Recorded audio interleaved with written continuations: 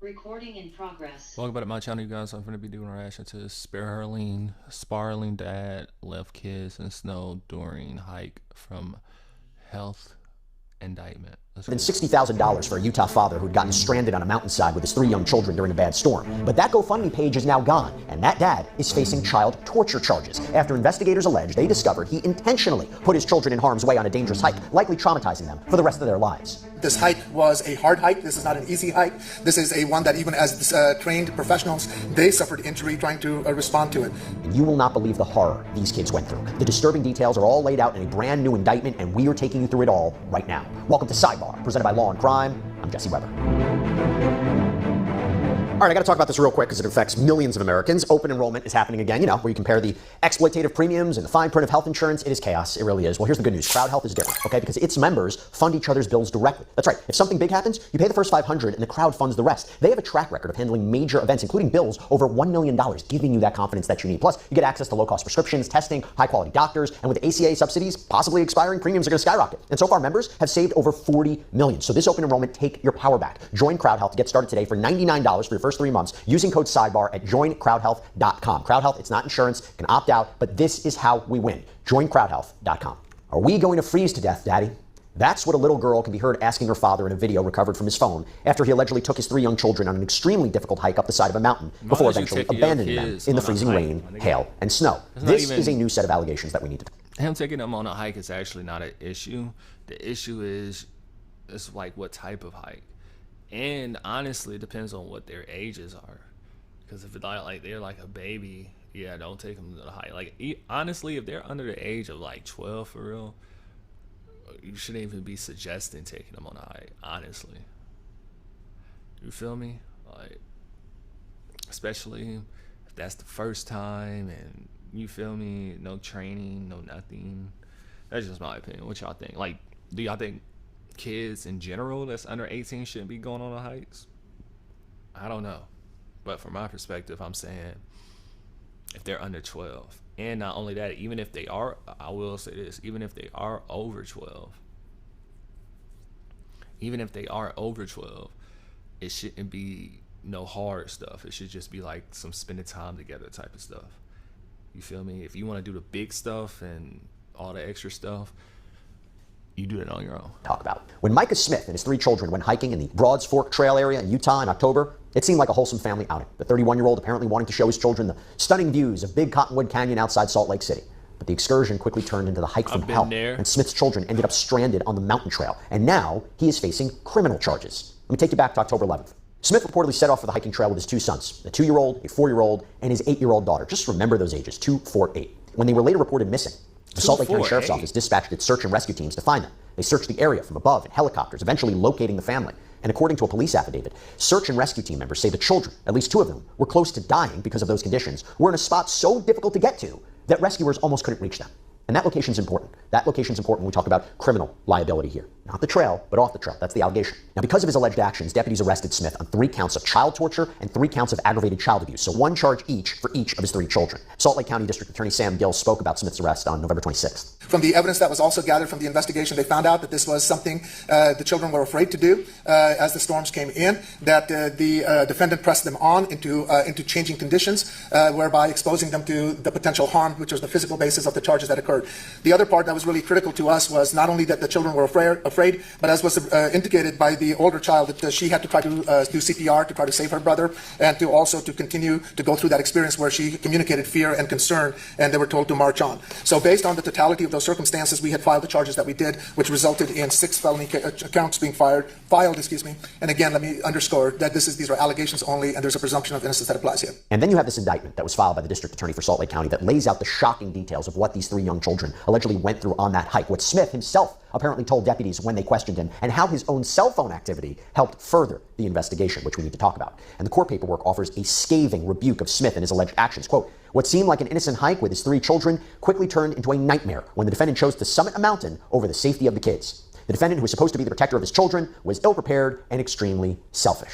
So to talk about the details from this indictment, I want to welcome back on Utah criminal defense attorney Sky Lazaro. Sky, thank you so much for coming on. Now, before we even get into what happened to these children, my understanding is you know this trail, right? Like, you know this terrain, you know this hike.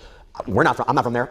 For people who don't know, what is this like? How, steep is it? How dangerous is it? How tough is it? Particularly, not only for adults, you're talking little kids here.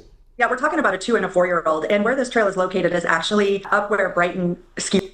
What I tell you guys, I said under 12. Under 12. This nigga took a 2, 4, 8-year-old, bro. Yeah, you tripping. Now, I ain't gonna lie. And I'm gonna keep watching this. Maybe he didn't mean no harm. I mean, that could be a possibility. You feel me? It is what it is. Maybe he didn't mean no harm, but if they got hurt or whatever's going on, he has to be held responsible, bro, because those are kids at the end of the day. You feel me? But they're saying that he meant to do that. You feel me? That could be a possibility. Resort is for people who ski or have been to Utah to ski. So we're talking about, essentially going up the Wasatch Front. And, the top of that is where a ski mountain is. So this is really rocky terrain. It's very steep in places. There are some hikes that are a little bit more kid-friendly or friendlier for people who don't have hiking experience. But some of these take very experienced hikers to hike.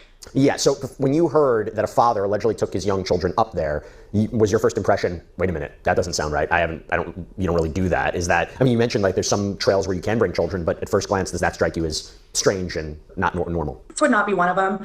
Sometimes you'll see people with kids in backpacks, but you don't generally see children hiking these types of trails, especially that trail.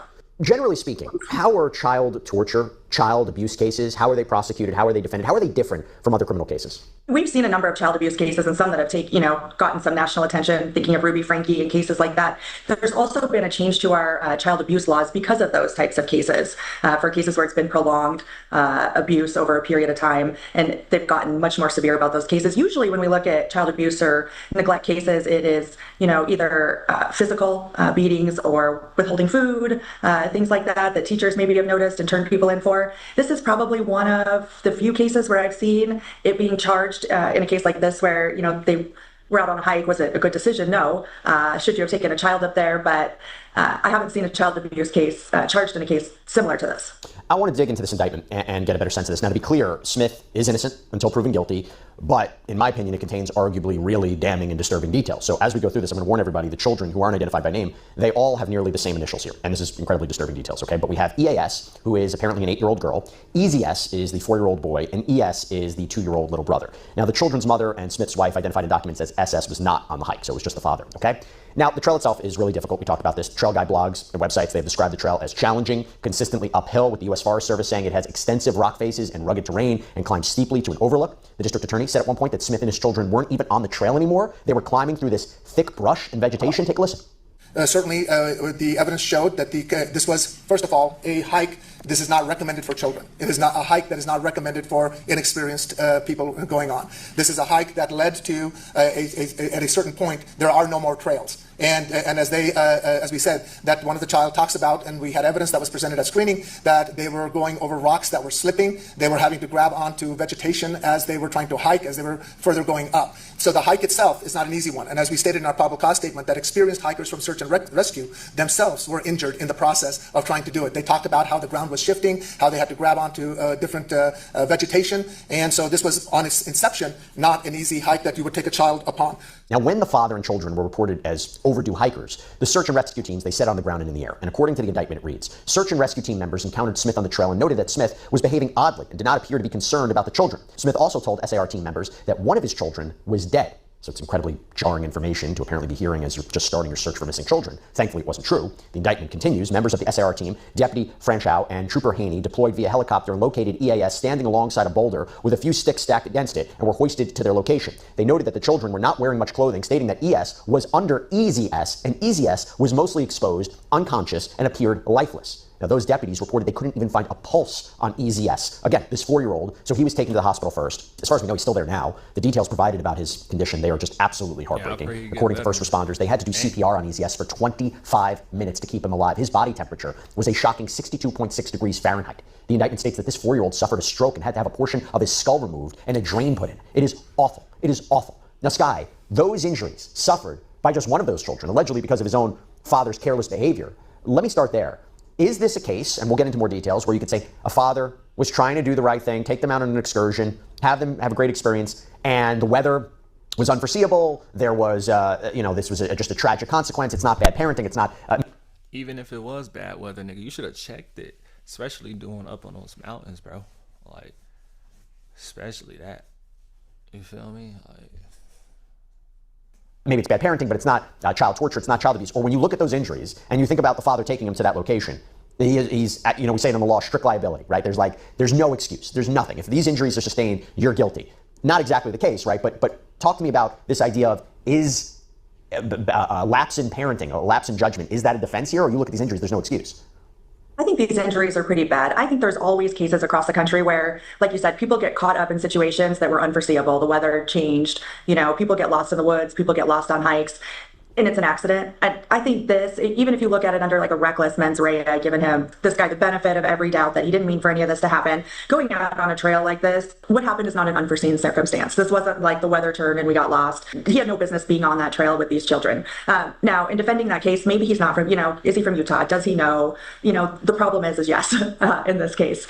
And so when you look at these injuries, these are very severe injuries. And it's not as if somebody fell accidentally. I mean, there's defenses to these cases, right? Where somebody didn't mean for something to happen, or you get lost, or you get stuck, or the kid falls down. Kids do get hurt, and it's not child abuse all the time. I think this case is going to be a little bit harder to defend. And I honestly think because we have such an outdoor community and it's so widely regarded in Utah, I'm not sure the district attorney's office would charge a case that they didn't think there was at least some basis for. Right. Well, those alleged statements that he made, how problematic are those? I mean, because I'm wondering what a defense could be. Maybe he was hallucinating from his exposure to the elements, didn't realize what he was saying. They're not saying that yet, but I'm just wondering because to say you're acting weird when law enforcement's trying to find out what happened to your kids and then saying, you think they're dead, that's not good. That's not good for what you're charged with. No, it's not. It actually, can cut the other way, and maybe it was intentional. If maybe. Well, I was going to ask you. Maybe he got them lost. I think. Do you think there could be upgraded charges, manslaughter, murder? I mean, attempted murder? I don't think they're going to upgrade the charges unless new information comes to light to support those. I think if they thought they had those, they would have probably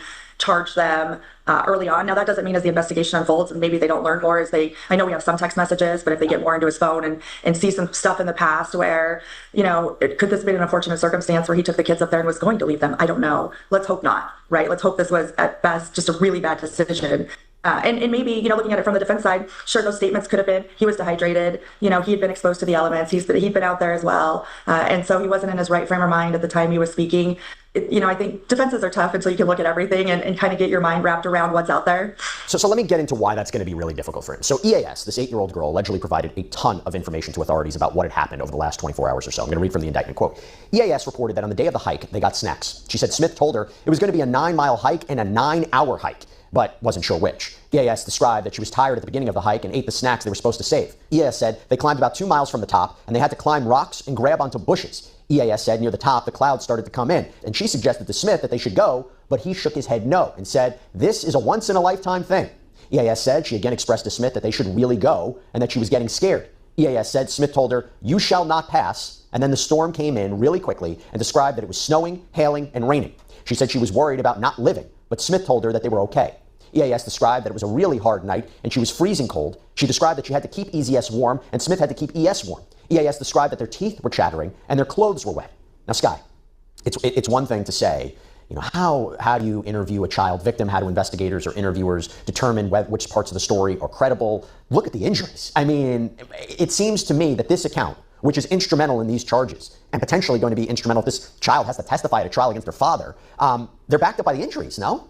I would say yes. And listening to that story, it doesn't sound like she's embellishing a lot. I mean, it sounds pretty matter of fact in terms of what it's like up there. Having been on that trail, that is a very difficult trail. And for someone who hikes a lot and is in good shape, it's difficult and it's hard. I mean, those kids really had no business being up there. The other thing is why would you just not turn around when your kids are tired? I mean, there's a lot of things here. And they said they was tired. And then spending overnight up there, it's cold. And you get up high, it's really cold, and there's not a lot of shelter up there. And saying, tough parenting, I wanted them to experience this. That's not going to work as defense. I mean, is she going to have to testify against their father in open court if this goes to trial? Or there's some mechanism in place where you don't have to have a minor victim testify against their father? She would have to testify at trial. Now, there'll be a CJC interview that was done, which is probably what they're quoting from, that's done, by people who are trained to interview children. In a preliminary hearing phase, they can use that CJC interview so that she wouldn't have to testify. But most likely, if this case ends up at trial, she would have to take the stand. Now, let's hope that there's a way to either resolve this or something else. that doesn't require that, because nobody wants to put a 10-year-old on the stand to testify against their own father. No. Now, investigators, they also spoke with Smith himself, okay? And at this point, the deputies, they were just trying to figure out what had happened. They weren't necessarily looking at Smith as a suspect in a criminal case yet. I mean, they're trying to understand, was this just a tragedy? What happened here? Well, according to Smith, on the morning of October 11th, he decided to take the kids on a hike, and they left their home at around 9 a.m. They stopped at a store to get new shoes and socks to hike in, and they got to the trailhead at around 10 a.m. According to the indictment, quote, Smith stated they made really good time up the trail and were near the summit at around 6 p.m. Let's pause for a second and let that sink in. So 8 hours on a trail, rated as difficult, with a 2-year-old, 4-year-old, and 8-year-old. The affidavit continues. Smith said around this time the weather turned to mist, fog, rain, and hail. Smith said they attempted to hike back down the trail and made it approximately 600 feet down before he decided they should find shelter and estimated it was 8 p.m. Smith admitted he was unfamiliar with the trail. He also admitted that he did not check the trail reports or the weather prior to heading out for the hike. Skye, if that's true, how does that factor into this? One, it's dark in Utah at that time. I don't know why you're still going uphill when you know you have to come back down in the dark is probably the first problem. The other thing, not checking weather reports, I think is reckless. I also think a lot of people probably do that, where they head up a trail and maybe haven't looked and seen what the weather. We see that in southern Utah all the time, where people get caught in slot canyons with, torrential rain. So that to me is probably reckless. I think, if it had just been that, maybe he doesn't get charged. But all these other things that are factored into it that are a little, bring it to a little bit more than just bad decisions. So in other words, reckless is not the standard when we're talking about torture and aggravated child abuse. There needs to be an intent element there? It needs to be intentionally and knowingly. Okay, so let's continue. So at this point, according to what Smith apparently told investigators, he tries to make a makeshift shelter under a rocky overhang. He claimed he put needles on the ground, used his shirt to make a wall. He then allegedly told the kids to take off their wet clothes, huddle together for warmth. Now, things were going from bad to worse as the evidence of just how badly his children were suffering started to show. The probable cause statement says that Smith claimed ES, the 2-year-old, fell and hit his head and appeared dazed. And EZS was in a bad way. Smith said EZS was very cold, had difficulty breathing during the night. He told the deputies he performed CPR on EZS multiple times. And remember, this is the 4-year-old, the one who was life-flighted in very critical condition. And this next part of the indictment is just stunning. Quote, Smith reported he also taught EAS how to do CPR and gave her instructions to do CPR on EZS while he was gone. And Smith said that he then left the 3 children and went down the mountain. Now, Skye, if he goes on the stand, okay, and he testifies to all this, okay, and says, look, I'm trying to protect my children, I'm trying to save my children, left to try to find help, is that sufficient? That's a tough call, right? Do you leave to one? There's very few places up there you don't have cell service, so I'm going to throw that out there.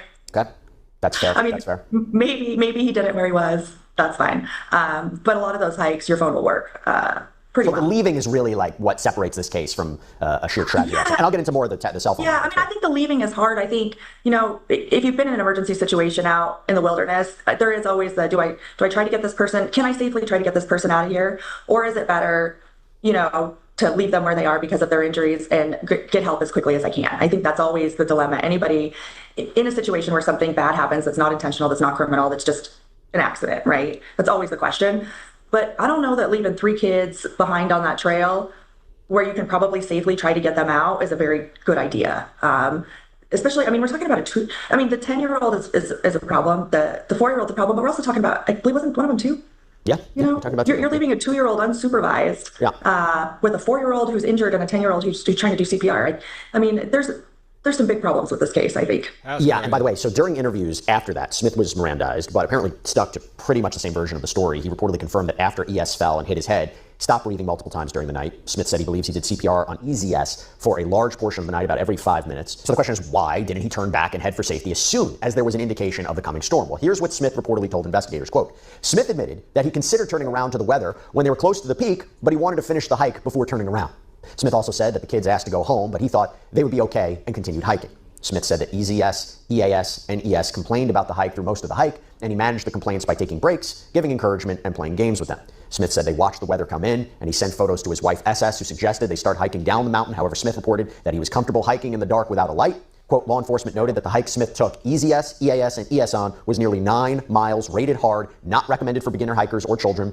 They also noted that the weather on the date of the hike showed rain and thunderstorms, strong winds, below normal temperatures, and snow in the mountains. And by the way, investigators would later discover evidence on Smith's phone that corroborated what his daughter had told them. The first part of that evidence was videos that he recorded during the hike. So the probable cause statement reads, quote, in one of the videos, EAS expressed that the clouds were moving in fast and asked Smith, are we going to freeze to death, Daddy? Smith responded that they were, quote, almost to the top. In another video, Smith told the children that the path they would take was not the normal one and that they were taking the path less traveled, then explained that the path will be hard and is not easy. In multiple videos, EZS and EAS are observed hiking with no trail, scaling the sides of the cliff, and trying to make it through the bushes. The children are observed struggling, complaining, and cold. Skye, I listen to this evidence and I think to myself, if this comes in, you got to work on a plea deal if you're a defense attorney, because I don't know how you fight back against something like this. I agree with you. I mean, here's the thing. As we've talked about, these charging documents are always the greatest hits that the state has, right? They're not going to put exculpatory evidence in them. They're going to put, the evidence they have that support the charges or they believe supports the charges. Even that being said, I think if this video evidence comes in, which it will, I mean, I can't think of a way to keep it out as long as they can authenticate it, that it came from his phone at the time he was on the hike, along with the injuries for the children, which are coming in, and any testimony from the kids, which is coming in. Whoever he hires or whoever's defending him, unless there's some really good exculpatory evidence out there, and I can't really think of anything that would override. I know the weather's getting bad. I took my kids on a 9-mile hike that they shouldn't have been on to begin with, and then I took them off the trail. And then instead of carrying them out when they got hurt, I left them. And, you got problems. I think you better start talking about what's the best we can do in this so that he can see his kids again someday. Now, the other critical piece of evidence apparently found on Smith's phone were text messages between him and his wife. According to the filing, quote, during the hike, Smith sent text messages to SS where they discussed the children. SS asked if the children were safe, and he responded with a photo at 5:17 p.m. In the photo, dark clouds and rain are visible in the distance. At 5:18 p.m., Smith responded, yes, EZS is exhausted. We're almost to the very top, but everyone is starting to fail, and it's starting to rain. I'm getting tired of carrying ES. It's tough with 3 children and no second parent. They engage in a text argument, and at 5:26 p.m., SS told Smith, you better leave, it's going to get dark. At 6:02 p.m., Smith responded, I know. It's stressing me out. We're deep in the clouds. SS responded at 6:04 p.m., child endangerment, not cool. At 6:11 p.m., Smith sent SS a photo that showed EAS and EZS in the clouds surrounded by rocks and snow. EZS appears visibly cold. SS responded at 6:11 p.m., get them home. At 6:41 p.m., she sent a message that said, well, okay, Sky, thoughts? Like I said, your phone works up there. Why would you not call for help? At some point, the other question is maybe she should have. I know she's not charged in this case, but we've seen cases where the other parent, maybe gets charged, with something lesser for not interfering or calling law enforcement or reporting it or something else. But all that aside, the fact that when that child got hurt, that he didn't send an emergency message or a text message to her that says, send help to my location, I think it's just one more bad fact for him. And the fact that she's telling him to turn around and come home, and he is, I don't want to use the word obsessed, but super focused on getting to the top. For what reason? Who knows? I mean, I get wanting to finish a hike, but you got little kids with you. You should have gone half a mile up that trail and turned around and come back. And as far as the wife, it might be difficult for a significant other, a wife, a husband, to really accept that, wait, is he purposely endangering the children? I mean, if I'm going to trust if everything's okay. I mean, that could be the case, but I'll tell you this much, okay? According to Salt Lake County investigators, this isn't the first time that Smith had interactions with police. His indictment states, quote, approximately 1 month before this incident, the defendant expressed suicidal ideations and was located by the Cottonwood Heights Police Department attempting to locate a mountain. He reported to the officer that he was going through a really hard time and was going to hike to the top of a mountain. The defendant had 2 firearms and an axe in his vehicle when he was contacted by the police. However, he denied that he was going to kill himself. Now, Sky, how does that factor into this? Do you think, A, this is something that would actually come into evidence at the trial, and B, go back to this other concept that we have, if we're talking about, again, I don't want to put blame on anybody, right? But thinking about what had just happened to him and going up to a mountain with the children, I don't know what the conversation was beforehand, but I guess the point is for purposes of the legal discussion, is this relevant to the case at hand? Does this come in to his case? It could. I mean, I can foresee a situation where that evidence would come in, especially if he's going to take the stand and testify and say, everything was fine. I don't have any problems. They were safe. We were just going to get to the top and come back, and then it didn't go right. I can see the prosecutors wanting to use this. Now, it's not really 404B bad acts, but I can see it going to a state of mind or something along those lines, or should he have had the children? What was he doing? So I think in a world where he testifies that this evidence would come in, especially, if they ask him, have you ever had any problems? And he says no, or did you have any mental health issues about, getting to the top of this mountain? It's also a little bit in line with the way, maybe to explain the way he was acting when he came down. Maybe he does have some mental health issues that will factor into this case, probably both for the prosecution and the defense. I could foresee the defense trying to use something along those lines to try to get a better plea deal and say, look, he was going through a mental health episode. This wasn't intentionally and knowingly. He wasn't trying to injure the children. Should he have had them up there? No, but he needs help. So I could see this. I could see them trying to use this, both sides. That's a good point.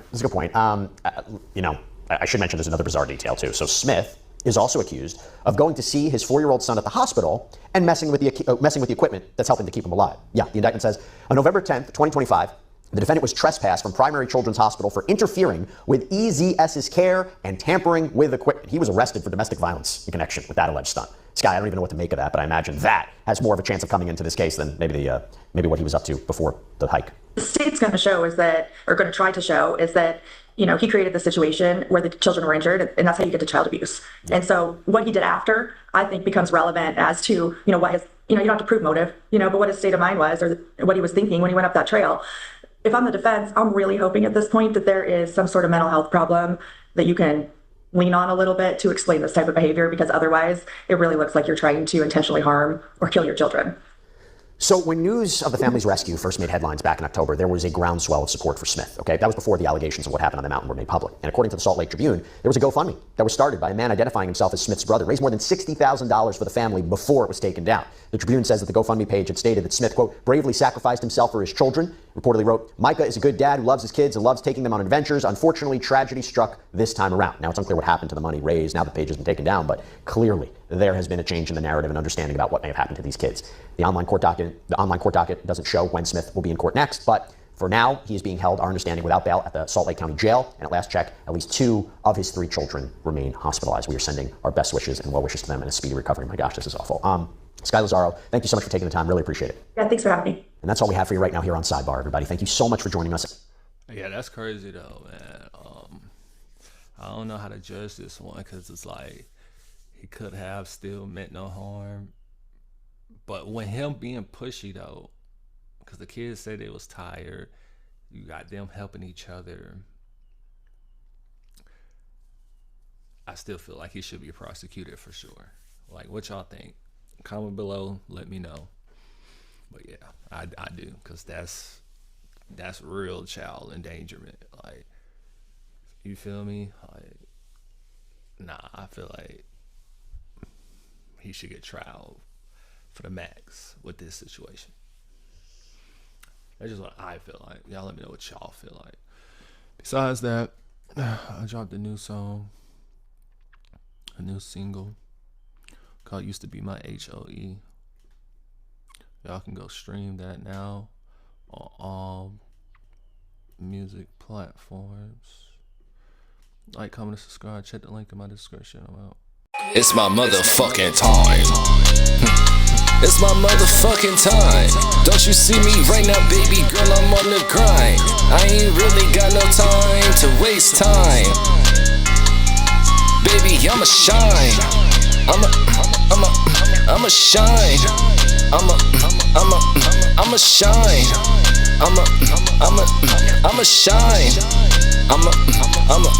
I'ma shine, shine, shine. I'ma shine, shine, shine. I'ma shine, shine, shine. I'ma shine, shine, shine. Steady on my grind, though. Hey, hey, hey. Don't be wasting my time. I'm steady on my grind, though. Hey, hey. Don't be wasting my time. Throwing it back, just like that, just like that. She throwing it back, she throwing it back, just like that, just like.